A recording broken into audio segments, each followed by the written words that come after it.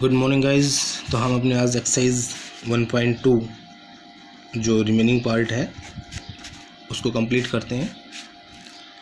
Question number 7 तक आपने कल कर लिए थे, क्वेश्चन नंबर 8 से स्टार्ट करते हैं आज। इसमें आपको कहा गया है change the following interval in set builder form, है ना। आपको इंटरवल गिवन कर रखा है और आपको सेट बिल्डर फॉर्म प्रिपेयर करनी है ना। तो सबसे फर्स्ट पार्ट में लिखा हुआ है -5 to 0 और ओपन इंटरवल आपको गिवन है।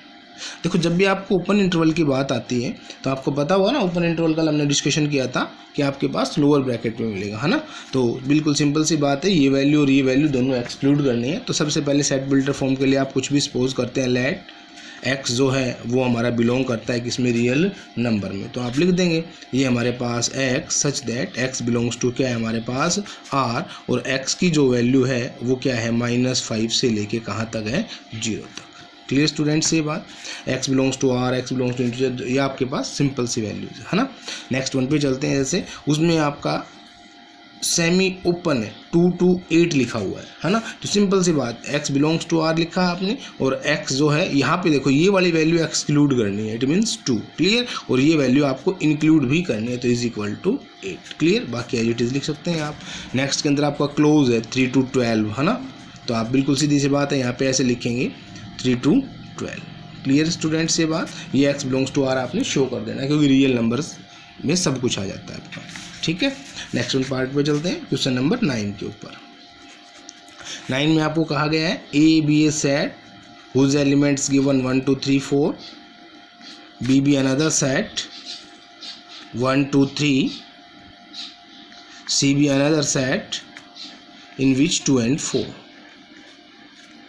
अब हमें कहा गया है कि प्रिपेयर ए सेट x, है ना। आपको एक x सेट प्रिपेयर करना है और उसके ऊपर कंडीशंस लगा रखें, x is a subset of b but x is not a subset of c।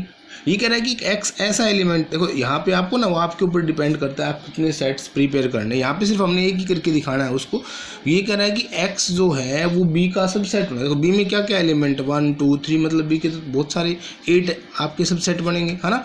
और ये कह रहा है x is not a subset of c, और x जो ना c का सबसेट, मतलब ऐसा एलिमेंट उठाओ जो b के लिए तो सबसेट बनाए और c के लिए सबसेट ना बनाए। सिंपल सी बात, देखो 1 है हमारे पास, है ना। तो हमने एक सिंपल सी भाषा में x का 1 बना दिया।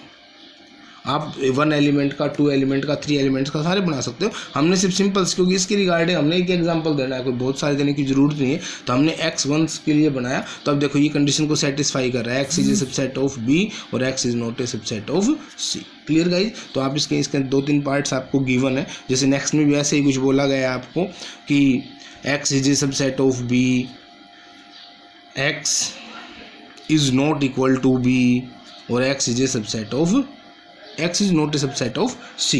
देखो x सबसेट होना चाहिए b का, तो b में 1 2 3 है। जैसे हमने यहाँ पे 1 एग्जांपल ये कह रहा है कि x is not equal to b, हम मान लो इसके अंदर 1 2 3 का सेट ले लें 1 मिनट के लिए, तो 1 2 3 नहीं लेना, ये कह रहा है आपको। जैसे यहाँ ऊपर वाले में 1 एग्जाम्पल लिया था, यहाँ पे आप ऐसे सेट बना रहे हो, 1 और 3 बना दिया आपने, देखो x का।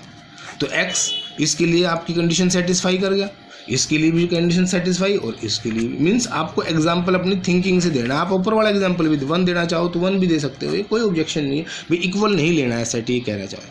क्लियर गाइज, ये बात। अब नेक्स्ट पे चलते हैं। नेक्स्ट है आपके पास if a is a subset of 5 then prove that a is equal to 5। देखो गाइज, एक छोटी सी बात याद रखना, यहाँ पे आपको हम थोड़ा सा डिस्कशन करके दे देते हैं कि अगर आपको मैं ये बात कह रहा हूँ कि कोई भी सबसेट है किसी दूसरे का, और मैं कहूँ ये चीज़ इसके इक्वल है, ये सबसेट है आपका, और मैं कहूँ इसको इक्वल प्रूव कर दो, तो पहले आपको ये बात पता होनी चाहिए कि इक्वल कैसे। देखो हमने जिस डिस्कशन किया था प्रॉपर सबसेट, क्या था ना प्रॉपर सबसेट। प्रॉपर सबसेट क्या होता था कि उसमें फर्स्ट दूसरे का सबसेट हो गया, ये इसका सबसेट हो गया, तो उनके ईच एलिमेंट्स एक दूसरे के इक्वल बन जाते थे। वही एलिमेंट्स मिलेंगे तभी तो एक दोनों के सबसेट बनेंगे, सीधी सी बात है ना। तो यहाँ पे हम ऐसा ही कुछ करेंगे कि अगर आपने 2 सेट्स को इक्वल प्रूव करना है तो सबसे फर्स्टली आप ये प्रूव करो कि दोनों के अंदर एक वो ईच सबसेट हो फॉर बोथ। भी दोनों के दोनों एक दूसरे के सबसेट बन जाए। तो देखो यहाँ पे इसने बोला है हमें A is a subset of phi, मतलब ये कंडीशंस आपको इसने गिवन कर रखी है, आपको बता रखा है कि A जो है वो ऑलरेडी क्या है इसका सबसेट।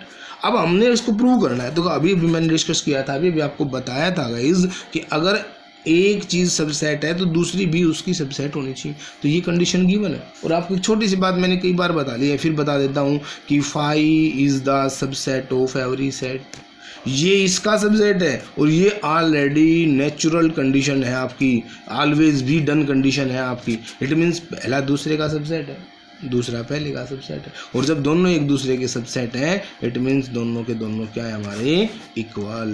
क्लियर है ये बात गाइज? इतनी सी छोटी सी बात थी कि आपको ये कंफर्म होना चाहिए कि फर्स्ट सेकंड का सबसेट है तो सेकंड फर्स्ट का, इट मीन्स दोनों क्या होंगे इक्वल होंगे। नेक्स्ट में चलते हैं, हमारे पास बहुत ही ईजी से क्वेश्चन है, आपको ट्राई करने हैं बस और साथ साथ इनको सोल्व भी कर लेना है। If two sets have m and n elements, two finite set, देखो कोई भी टू फाइनाइट सेट सपोज करो, ये हमने सपोज कर लिया A, ठीक है, ये हमारा फाइनाइट सेट है और इसके अंदर इसने बता दिया है कि कितने एलिमेंट्स हैं आपके m एलिमेंट्स। देखो जब भी हमें ये बताया जाए m एलिमेंट्स या n एलिमेंट्स तो वहाँ से एक ही बात डिक्लेयर होती है कि उसके सबसेट बनेंगे, और सबसेट कल भी हमने डिस्कशन किया था क्या होते हैं, 2 raised to power given elements. Second में क्या कर रहा है, एंड n एलिमेंट्स, ये दूसरा हो गया भाई फाइनाइट सेट, इसके अंदर कितने n एलिमेंट आपके एलिमेंट्स हैं, n एलिमेंट्स, ठीक है। अब हमें बता रहा है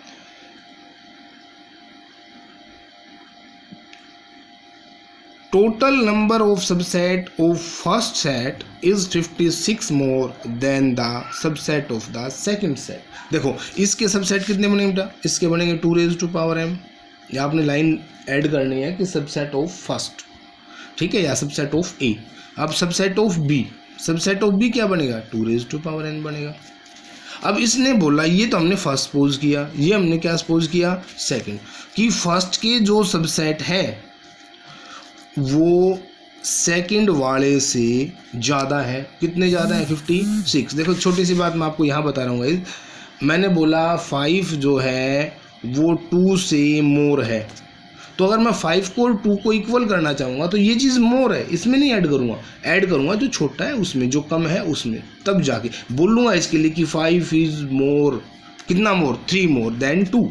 तो इससे हमने उस चीज़ को हटा देना है और छोटे वाले में ऐड करना है। क्लियर? ऐसे भी कह सकते हो कि जो चीज़ मोर है वो इसी के अंदर से सबट्रैक्ट कर दी जाए। Clear guys? तो यहाँ पे इसने बोला कि फर्स्ट के जो है मोर है सेकंड से, तो हमने सेकंड में ऐड करना है। कितना ऐड करना है गाइस? इसने बोला है इज 56। क्लियर? तो 56 मोर थे, हमने सेकंड में 56 ऐड कर दिया। अब क्या कह रहा है हमें, then find the value of m and n। तो अब हमें m की और n की वैल्यू देनी है। देखो सबसे पहले फर्स्ट के लिए कितने सबसेट है गाइस हमारे पास, 2 raised to power m।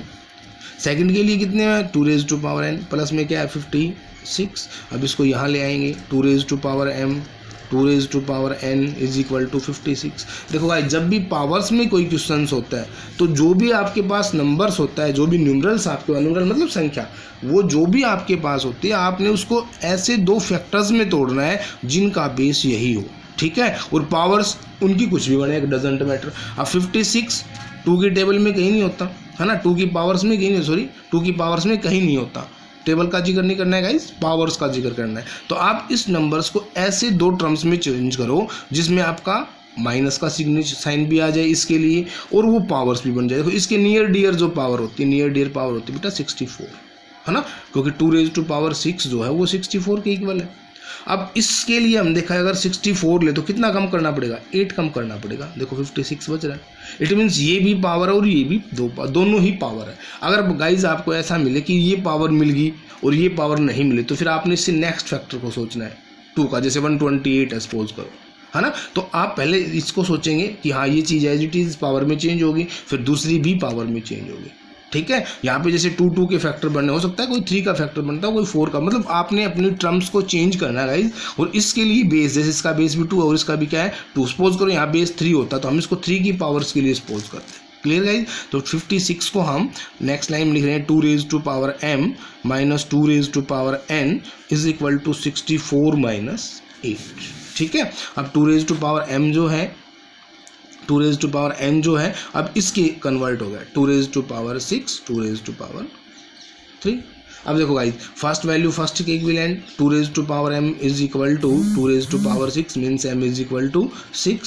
Second one के लिए चलेंगे guys 2 raise to power n is equal to 2 raise to power 3 तो n इज इक्वल टू 3। ठीक है, इसका वैसे अदर भी सॉल्यूशन होता है गाइज, लेकिन आपको वो करने की जरूरत नहीं है। ठीक है, आपके रिगार्ड्स, आपके लेवल के रिगार्ड्स आपका सॉल्यूशन आपको यही करना है। ठीक है, तो m की वैल्यू क्या होगी हमारे पास 6 और n की जो वैल्यू है वो क्या हो जाएगी गाइज हमारे पास 3। क्लियर। तो गाइज ये आपकी कल वाली एक्सरसाइज जो थी 1.2 वो हमने आज कंप्लीट कर दी है, और NCERT का कॉर्नर भी आप देख लेंगे। फिर भी आपको कोई डिफ़िकल्टी कोई डाउट्स आता है तो आज आपको क्लियर कर लेना है। ठीक है गाइज, तो सेट्स की हमारी एक्सरसाइज 1.1 और 1.2 राइट अकॉर्डिंग टू एलिमेंट्स ये आपकी क्लियर हो चुकी हैं। कल हम नेक्स्ट के लिए चलेंगे और आपको जो भी डाउट्स है गाइज वो आप साथ साथ क्लियर कर लेंगे, रखेंगे नहीं। ठीक है, वैसे भी कोई दिक्कत आती है तो आपके पास आपने अपनी फेयर कॉपी के अंदर उसको सोल्व कर लेना है। ठीक है, और रिस्पॉन्स जो है वो बहुत कम आ रहा है, आप जो है ना एक्टिव हो जाएं, क्योंकि अभी जो है क्लासेस स्कूल में नहीं लग सकती आपको पता है, तो आप ढीले ना रहें। ठीक है, क्लियर गाइज, ओके।